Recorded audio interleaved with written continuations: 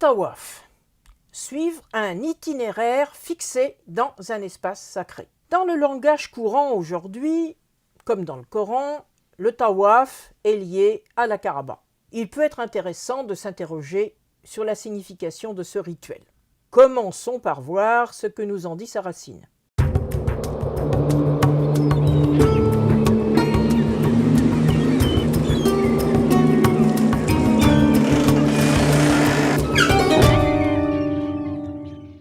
On s'aperçoit immédiatement qu'il s'agit d'une racine irrégulière avec le waw central.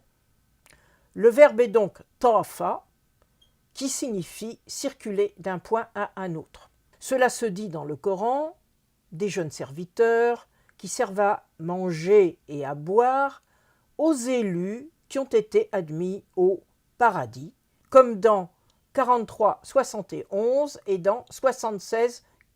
C'est la forme verbale dénominative tawafa qui renvoie au rituel de la tournée tawaf, qui se déroule autour de ce que le Coran nomme la vieille demeure, El Bayt al-Atiq, dans 22-29.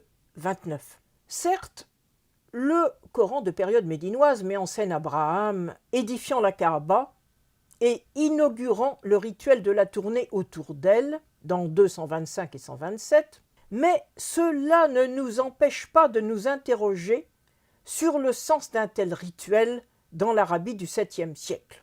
On dit souvent que le tawaf consiste à tourner autour de la Kaaba dans le sens inverse des aiguilles d'une montre, c'est-à-dire en allant de la droite vers la gauche. Mais une telle observation n'a pas de sens dans une société où il n'existe pas de montre. Par contre, on peut remarquer que, comme chacun le sait, le point de départ du tawaf se situe à l'angle est de la Kaaba, tout près de l'endroit où est maçonnée la pierre noire, Al-Hajar Al-Aswad.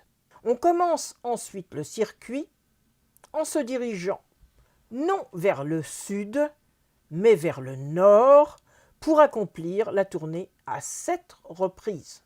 On peut se demander alors si le rituel ne serait pas à mettre en relation avec la course du soleil qui se lève à l'est, mais qui ensuite monte au zénith en se positionnant au sud.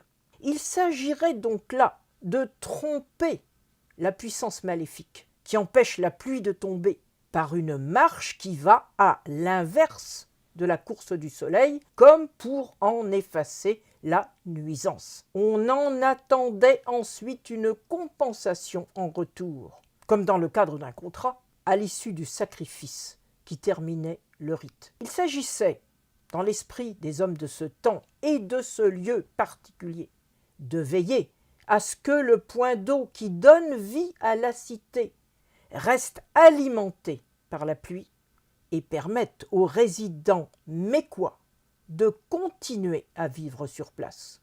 Il faut se souvenir en effet que la vie des Mécois était particulièrement précaire et ne permettant la présence sur place que d'une seule tribu, au contraire de la grande oasis de Médine qui en faisait vivre 5, plus que des habitants d'oasis. Les Mécois étaient constamment en alerte et comptaient plus que tous autres sur le secours de leur Dieu protecteur. On verra dans une prochaine vidéo à quel moment saisonnier on peut penser que se déroulait ce rituel. À très bientôt.